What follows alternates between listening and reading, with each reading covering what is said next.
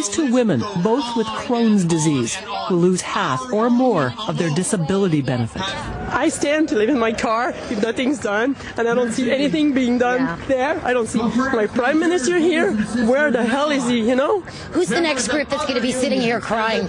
What they call young onset Parkinson's disease. I was 33.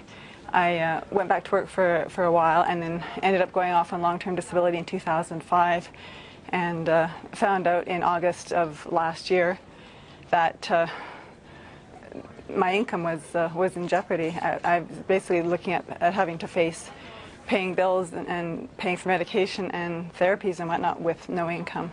So it was quite a shock. Well, when I started with Nortel, the first question I asked the HR department was, with this long-term disability coverage they're offering, am I covered till age 65, or what are the conditions? And was it for life or what? And they told me I was covered till age 65 till I went back to work or until I died. So I didn't look for coverage elsewhere because I assumed I was then covered.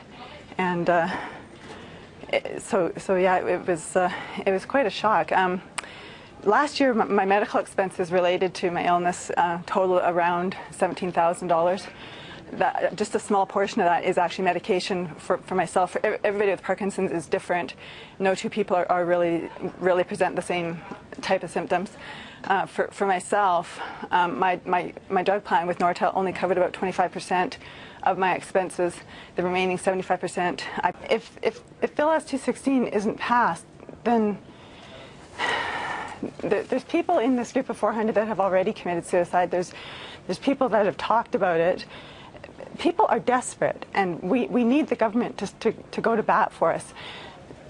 Bankruptcy court is no place for sick people. I'm 42 years old. I have Parkinson's, and I'm being forced to fight for my life in the courtroom. How am I supposed to compete against corporate lawyers and junk bond? Obviously, I would like to see the money go to the disabled. Realize the direness of our situation. I never expected to get sick at age 33. I expected to be able to work from age 33 to age 65 to earn a retirement savings that I haven't been able to do now. Of the Conservatives, the Prime Minister is preferring to just stand back rather than to help. They are going to have to go on welfare or try to find some other job, apparently. Why are they being abandoned? The Honourable Minister of Industry. We are very concerned about those who are affected by this situation, and we have heard many different opinions at hearings before the committee. We are going to be continuing to study the issue, and we know we're going to have to look at all the implications. And seeking ways to be helpful where we can.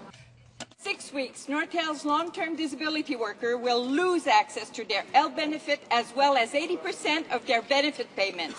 There is a solution. Conservative senators should pass Bill S-216 immediately. Yes. Nortel workers are now scrambling to find other sources of revenue, while just this morning, Conservative senators scrambled out of committee in the middle of tragic and compelling testimony. With only 37 days to Christmas, how heartless can this Prime Minister possibly be? It's not as if there isn't a solution. There are plenty of solutions out there, including S-216, held up in the Senate by Conservative senators. Why is the government refusing to act? And is it possible that this government is going to let Christmas go by and have those disabled go to the wall? That's right. The right order, the right honourable Prime Minister. Speaker, I think as the House knows very well, the situation he refers to was something done under something established under a court order, under legislation in effect at the time of the bankruptcy. And Mr. Speaker, I think it is a terrible shame for the opposition to hold out false hope, suggesting that a bill in the Senate that would do absolutely nothing for this situation would somehow help. And we will make sure they have access to all the same protections that other Canadians have. The honourable member. The Senate killed something called Bill S-216. That's the Protection of Beneficiaries of Long-Term Disability Benefits Plans Act, 47 to 44. It would have given preferred status to Canadians with self-insured disability benefits, essentially moving to the front of the line over other creditors when a company goes bankrupt, like Nortel is now. They're at the back of the line. Approximately 1 million employees in Canada have disability benefits self-insured by employers, and over 400 Nortel employees will lose those benefits on December 31st. So benefits in 21 days, particularly my disability income, which I rely very heavily on to pay for my illness.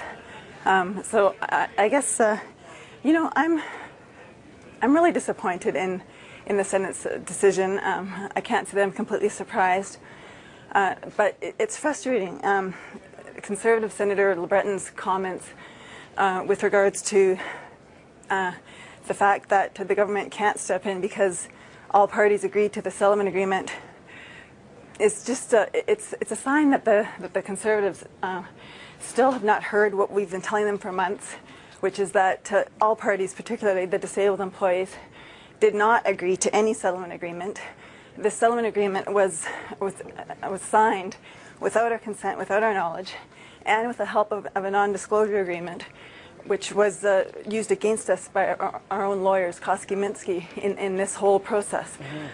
The bankruptcy process in Canada is very, very broken, and so that's what's led us to be in the position that we're in today, and that's what's led us to have to ask the government for help. Mr. Speaker, today I welcome the opportunity to speak to Private Members Bill C-624, an act to amend the Bankruptcy and Insolvency Act and the Company's Creditors Arrangement Act, providing protection for beneficiaries of long-term disability benefit plans, which was introduced by our esteemed colleague on February 11, 2011. Mr. Speaker, Bill C-624 is essentially the same as Senator Eggleton's Bill S-216, which was reviewed by the Standing Senate Committee on Banking, Trade and Commerce. The government understands and is very sympathetic to the challenges that Nortel's long-term disability beneficiaries are facing through no fault of their own. However, it should be noted that the hardship they are facing is primarily due to the fact that Nortel chose to self-fund its long-term disability benefit obligations rather than to purchase insurance. Mr. Speaker, long-term disability plans are largely a provincial issue, and therefore provinces are really better placed to look at developing a regulatory framework that would prevent this type of situation from repeating itself. Amending Canada's insolvency laws is absolutely not the right way to protect workers, and doing so would have negative consequences for businesses and the economy as a whole. And Mr. Speaker, that's not in the interests of Canadian business. You know, basically not much. All I've heard is that they're working on some high-level solution, and but they've told us, they've given us no indication of when they plan on announcing what that solution is or what it's going to entail. You know, it's frustrating because they're just really leaving us hanging. And Evan, one point that I wanted to mention is that for us 400 disabled employees, it seems that one point here that's been swept under the rug in all of this activity is that ultimately for us, this is about getting back our money that Nortel took out of a trust fund that was set up specifically for the purpose of paying for our disability incomes, amongst other things. Nortel took $75 million as far back as 2005 out of this trust fund, and because the bankruptcy process is so broken, they've been allowed to get away with that. The trustee of the trust fund has been able to walk away without consequence from their fiduciary responsibility to protect our money from Nortel taking it. And you know, so it's just that it feels like we've had power of attorney assigned onto us. This is so incredible. You know, we've at no point in this whole process have we been able to make our own decisions regarding who represents us, regarding the law firm that represents us, regarding anything. So this has been very, very frustrating, and it really ties back to the fact that Nortel took our money and we need it back. Right, and so Bill S-216 was supposed to help us get our money back, and so you know, the government has seen fit to take that solution off the table. So, you know, my question to Harper and to the Conservatives now is, if you've taken, you know, that solution off the table, what have you got in its place that's going to force Nortel to give us back our money? Because Nortel will not give us back our money willfully. We need the government to force them to do it. And if they don't want to do it through Bill S-216, then how are they going to do this? Because this is what we need. We need our money back. Right, now we need that money to pay for medication and to feed our families.